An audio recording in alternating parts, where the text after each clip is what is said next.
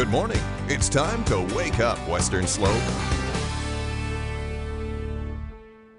Good morning, Western Slope, and a happy Tuesday to all of our viewers. Thank you for starting your day with all of us here on Wake Up Western Slope.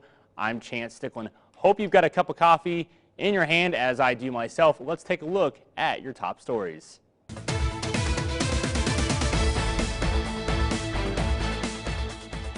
Well, nearly 2 years after COVID first hit, there is some good news to tell you about. The Polis administration reports Colorado's unemployment rate is down for the 5th consecutive month.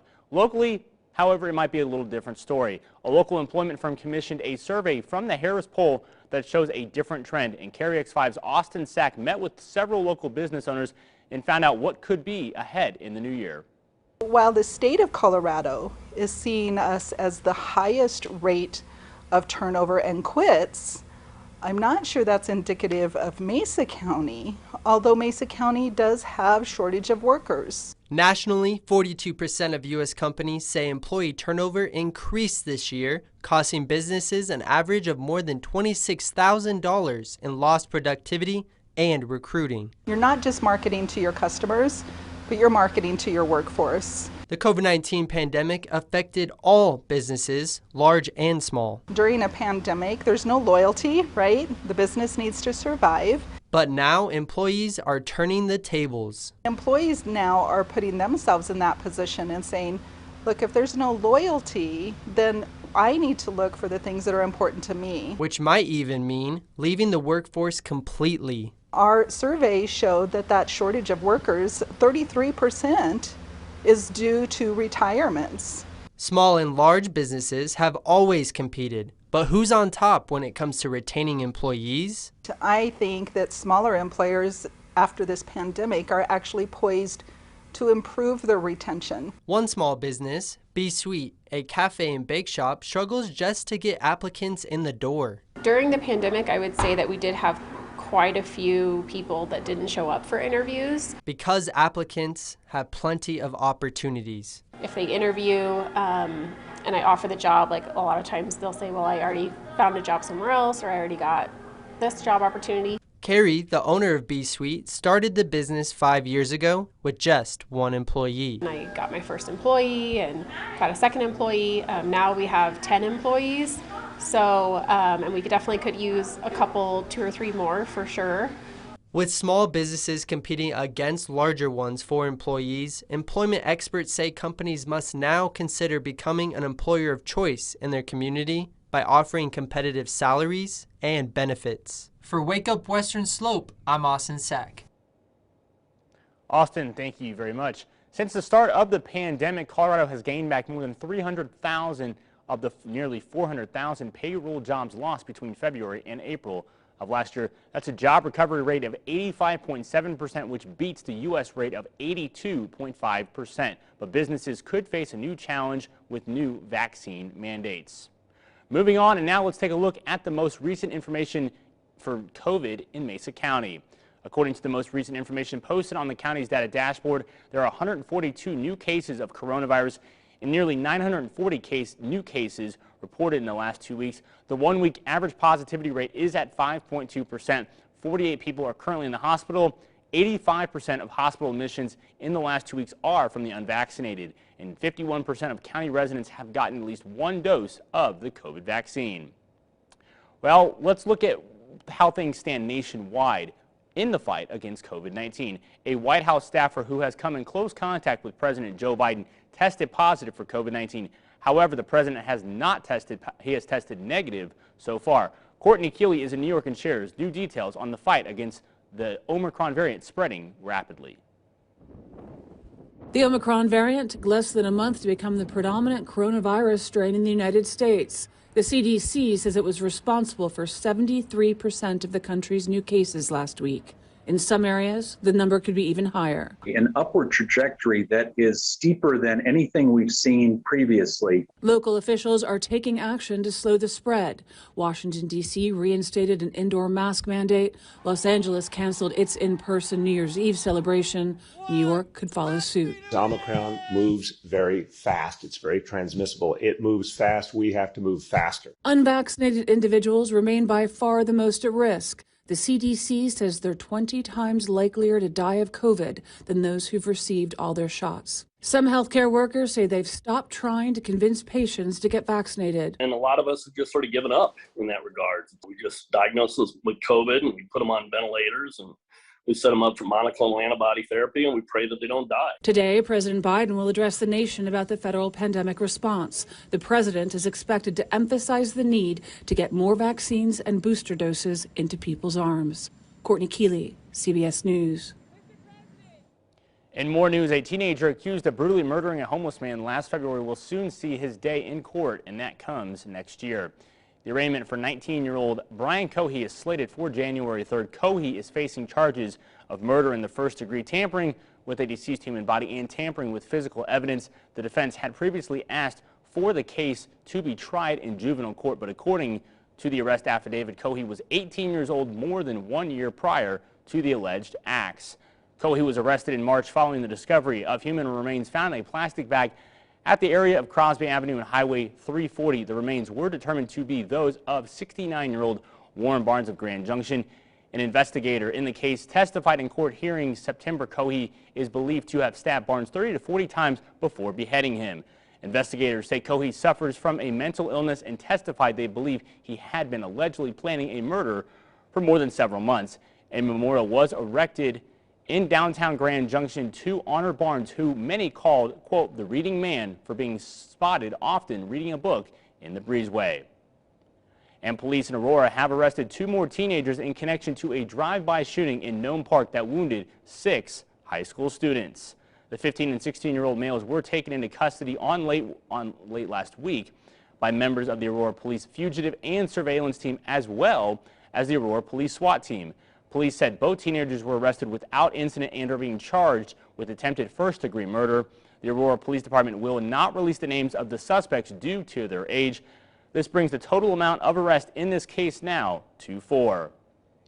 Back here on the Western Slope, the Grand Junction Police Department is on a hiring patrol to put more women on the force. And Cora Dickey met up with Police Chief Shoemaker to get details on this new plan. Grand Junction Police Department wants more females on the front lines. GJPD is supporting a national campaign to have women make up 30% of policing by 2030. GJPD and its partners want the force to represent the community they serve because they believe women change the culture. The more diverse we are in terms of our backgrounds and who we are, I think it makes us just a better organization overall. One thing I'm really excited about this initiative is the chance to really showcase some of our female officers and the work that they do on a regular basis, whether that's at the rank of commander or officer. Testing to become a police officer is extensive and competitive. We're very selective on who we hire. We think our community expects that from us. This campaign is just starting and GJPD is determined to follow through. This is not a one and done pledge. This is a series of initiatives and things that we're going to continue throughout the next few years to try and bring more qualified recruits into the police department. So it's a long-term commitment. We're serious about it and we're excited about it. The 30 by 30 initiative not only wants to hire more qualified police women, but also keep them for the long haul. One way to do that is to create a supportive workplace that welcomes the chance to thrive, which Chief Shoemaker says the City of Grand Junction supports. We've been able to increase our starting pay and we have some other incentives plus great benefits to work for the city. So I think there are some very exciting things to look forward to in 2022, and we're looking for some great people. Chief Shoemaker encourages women interested in joining others on the force to talk to current officers. Reporting for Wake Up Western Slope, I'm Cora Dickey. Cora, thank you. Exciting stuff for sure there at the Grand Junction Police Department. Starting January 3rd, the City of Grand Junction's Utility Billing Department will soon have a new address. Utilities Director Randy Kim says Grand Junction's utility billing and the General Services Department will be relocating to 910 Main Street to better serve residents. City Hall is currently at capacity, and Kim says her department needs its own building. In-person services like paying bills and other transactions will still be provided at the new location. The new space, however, also makes room to enhance some services. The enhancement that we offer is the drive-through. That's a primary enhancement for this building. It's just really convenient because there's non-metered street parking as well as off-street parking here next to the building, which will make it a lot easier for our customers to come in and without having to pay the parking fees. Signage will be showing up within the next few weeks. For now, services will still be at City Hall, along with e-billing available 24/7 for all City of Grand Junction utility customers. Well, now it's time to recognize and honor an outstanding employee from the Montrose County School District as part of our Carry X5 Golden Apple Awards. Our Kirsten Epler has the story.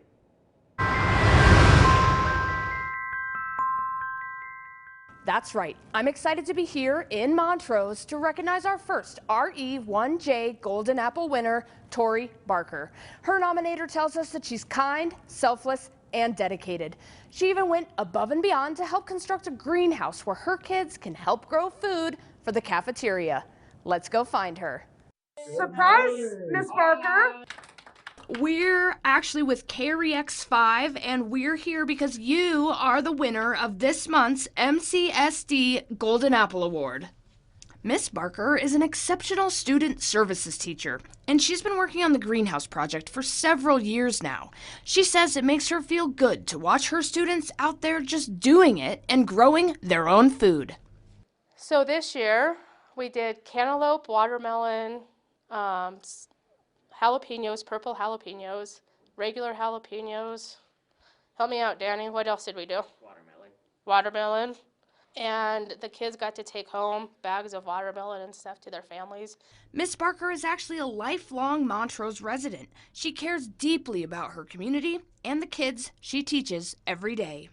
She's constantly giving back, so she's giving back through her program, she's giving back to her kids and the success that her kids are seeing, and she's giving back to those kids as families, in the way of making sure those kids are getting the best educational experience they can possibly get. Congratulations, Miss Barker, for winning a Carry X5 Golden Apple Award, and thank you for being an outstanding part of the Montrose County School District team. Kirsten, thank you much, and congratulations again. The Montrose Golden Apple Awards are brought to you by TEI Rock Drills and Montrose Donut in Delhi. If you know of an outstanding Montrose County School District employee and would like to nominate them for a Golden Apple Award, it's simple. Just go to westernslope.now.com and click on Contests. Right now, we're going to take a look at your Ag Day Minute. It's the latest in crops, livestock, food, farming, and rural living. Here's more. I'm Clinton Griffiths with today's Ag Day Minute. The Biden administration is raising vehicle mileage standards in an effort to reduce greenhouse gas emissions. Now, a final rule issued Monday would raise mileage standards starting in the 2023 model year, reaching a projected industry-wide target of 40 miles per gallon by the year 2026. Now, the mileage rules would be the most ambitious tailpipe pollution standards ever set for passenger cars and light trucks. The EPA says the benefits include improved public health and cost savings for vehicle owners through improved fuel efficiency. The nation's second largest pig producer, Seaboard Foods, says it will limit sales of certain pork products in California. The decision comes as the state is just days away from implementing new housing standards. It's called Proposition 12, and it takes effect on January 1st. Now, the voter-approved law requires a number of new measures, including more space for sows and prohibiting the use of breeding stalls. A new Department of Labor survey shows workers on U.S. farms are quite loyal to their employers and they like their bosses. 77% of all workers interviewed for the survey were Hispanic. Among U.S.-born workers, only 30% were Hispanic. 37% were not legally authorized to work in the U.S. The average age was 41. The average hourly wage was $12.32. For more Ag News, watch Ag Day weekdays on the station or anytime at agweb.com. Joining the conversation now is meteorologist Chris Nolan. He's got something new in his hand. Chris, are you a coffee or tea fan, and what can people expect outside? Well, I'm more of a tea fan, but really anything with caffeine definitely helps you get through the morning, especially on such a cold morning like today. We'll only expect to be around 25 degrees around 9 a.m. in Grand Junction. And, well, we will see temperatures gradually warm up as we move towards the end of the work week, but unsettled weather will be cooling us back down as we look towards the weekend, as we can expect to see some snow showers over those higher elevations for Thursday as well as Friday of this week. I'll give you all the details in 90 seconds.